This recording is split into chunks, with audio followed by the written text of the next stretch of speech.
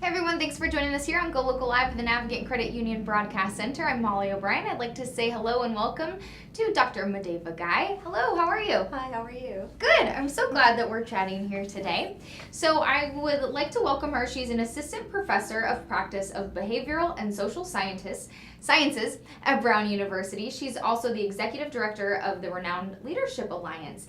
And recently you were recognized by Insight into Diversity magazine as a leader in STEM in 2017. So we're happy to have you here today. We're going to talk all about, well, you're welcome. We're glad for you to be here. So we're going to talk all about your work with the Leadership Alliance and kind of get your perspective on what's happening in the world of STEM and how we can work to increase diversity in these career paths for students and more. So let's talk a little bit about what the Leadership Alliance is. Give us some insight. Thank you so much for having me.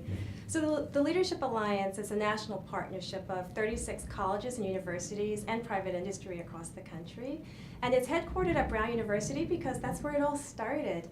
25 years ago, we came together to really address the need of the lack of diversity in academia, but also in the broader research workforce in all academic disciplines. And so we partnered together to identify, to train, and to mentor talented students from diverse backgrounds so that they can be the leaders, the next generation of leaders in the research workforce. And it's really incredible. You know, I was looking into the Leadership Alliance, the network of not only universities, but businesses and the network that you have is really outstanding. Yeah. Talk to us a little bit about that and why it was important to get these high-level institutions on board. So the power of the partnership is the relationships and collaborative relationships with minority-serving institutions, with major research-intensive institutions. So our partnership includes all of the Ivy League institutions. The Brown University president at that time, Vartan Gregorian, went to the Ivy Council of Presidents and said, we need to do something about this, but we can't do it by ourselves. We need to partner with institutions where the talent is coming from. And so that was historically black colleges and universities, the Native American serving institutions, Hispanic serving institutions. And that's why the partnership is so dynamic and so rich, because not only do we recruit students from all of these institutions, they're coming from across the country, but we work together to really address these issues, to understand what the issues are, and to leverage our resources. So students from Rhode Island and from across the country can take advantage of competitive research experiences at top-notch institutions from across the country with leading faculty. And after the summer research program, we continue to mentor and train them throughout the entire academic pathway. And so that's why we're able to do this with this partnership of diverse colleges and universities and private industry. I mean, it's amazing, it's incredible what you've been able to do. Started in 92, right? Right, we're 25 years old. That's a good, well, happy birthday. Thank you. So started in 92, what progress do you think you've seen over the course of these 25 years, bringing about access and showcasing diversity both in education and helping support students as they make their way through education and then pursuing careers in STEM? That's a great question. So what we're seeing is that a lot of students know what MD programs are. A lot of students know what JD programs are. They know about medical school. And so a lot of students do not realize the potential and the careers that are available for them as a PhD scholar or as an MD PhD scholar. And that's what we've seen over the years is we are now being able to identify and expose them to not only the research so that they're competitive for matriculating into graduate training programs, but they're also now understanding the various types of careers that they can do as a PhD or MD PhD scholar. And so we're seeing that transition. We're also seeing institutional transformation at our partners, and that we're showing our partners that these students come from so many different types of backgrounds, and they're bringing so much talent. And that's what the research workforce needs. If the U.S. is to remain competitive in the global economy, we need diverse learners. We need students who could work in diverse teams. We need to tap into the innovation of all of our population, particularly from underrepresented groups. And so that's what we're seeing over time, that we're able to build that network. And what's really interesting and really exciting is that we're now developing leaders and role models who look like the students who are coming to our programs, and so they're getting all excited because they're now empowered. They know that they can do this because they've seen others who've done this. So the partnership and the production of now more than 700 in all advanced degrees, of that more than 400 with PhDs and MD PhDs, these are the role models who are now continuing to mentor and show them that this is possible, and these are the types of careers that the students can participate in and be the next leaders, the next generation of leaders and role models. I think it's so hugely critical, just what you said. If the United States wants to stay competitive, we need to have more diversity in the workforce, in these STEM career fields. Can you expand a little bit more on that? Yeah, so I think that there is a book by Scott Page that talks about the difference, and it's the power of diversity as it pertains to research groups and firms and societies. And so what they've shown in the research is that diverse teams actually outperform homogeneous teams.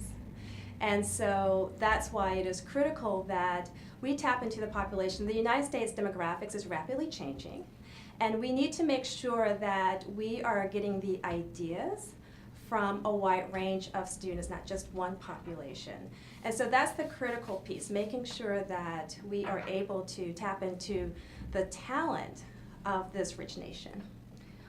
And I would definitely believe that the research is there to back it up. You also just mentioned that students coming aboard are now starting to see people who look like them. Yes. And I've explored on this show, talking to people, talking to experts, even talking to young people. You know, we need role models coming in. If we're going to explore whatever field it is, I need to see someone who looks like me.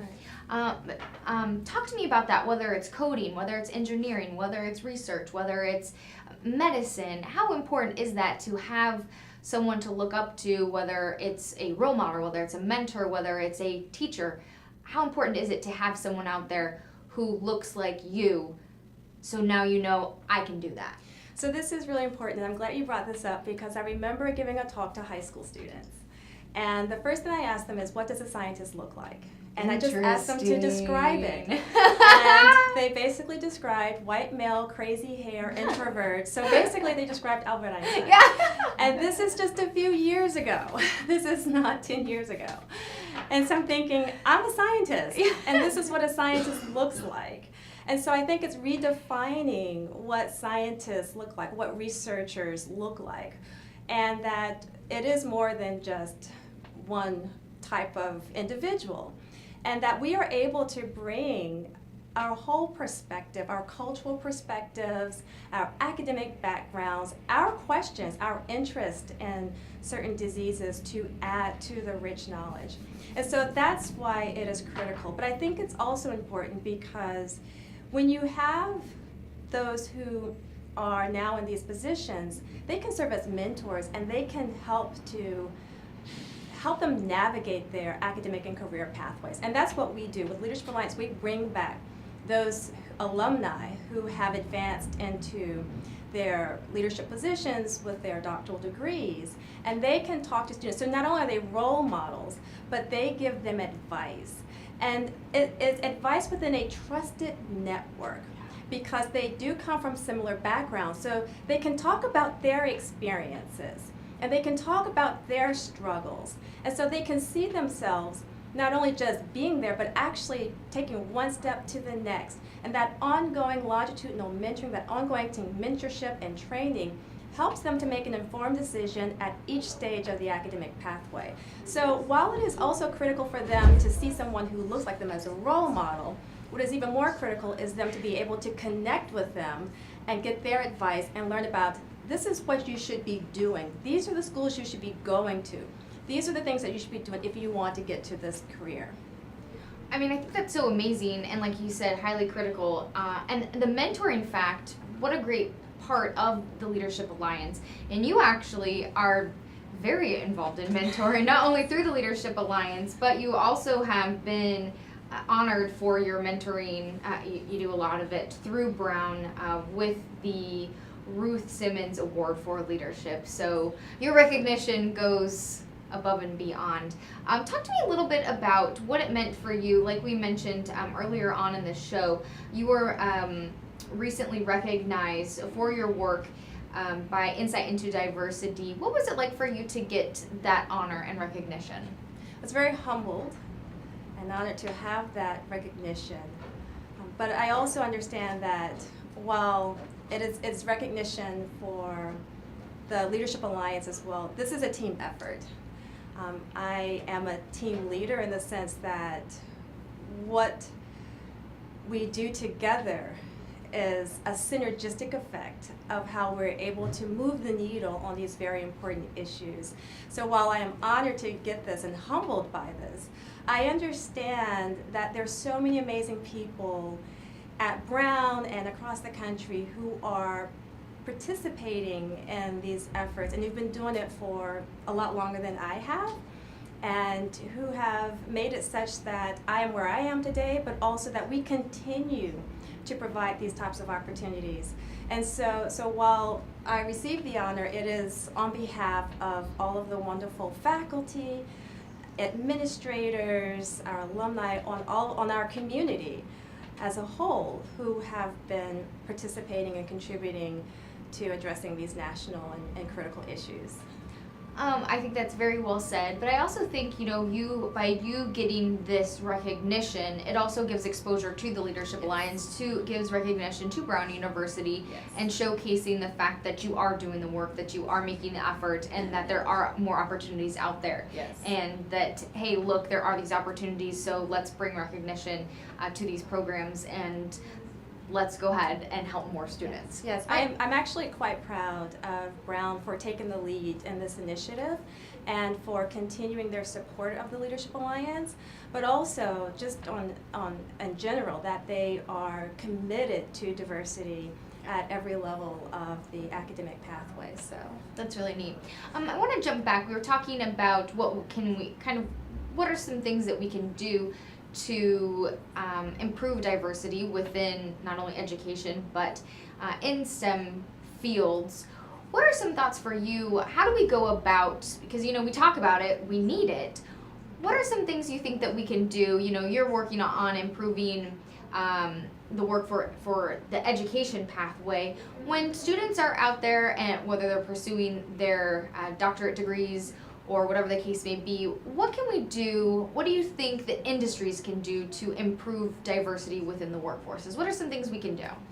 Right, so I think that some best practices is to, one, make sure that we have an environment that welcomes and fosters diversity, that we have everyone understanding that people come from different backgrounds and people bring different talents, and that those talents should be embraced, and that is not just one type of individual with one type of pedigree that is a good fit for the workforce. So I think it is making sure that there is a climate that welcomes that diverse perspective. And that's something that comes from the leadership.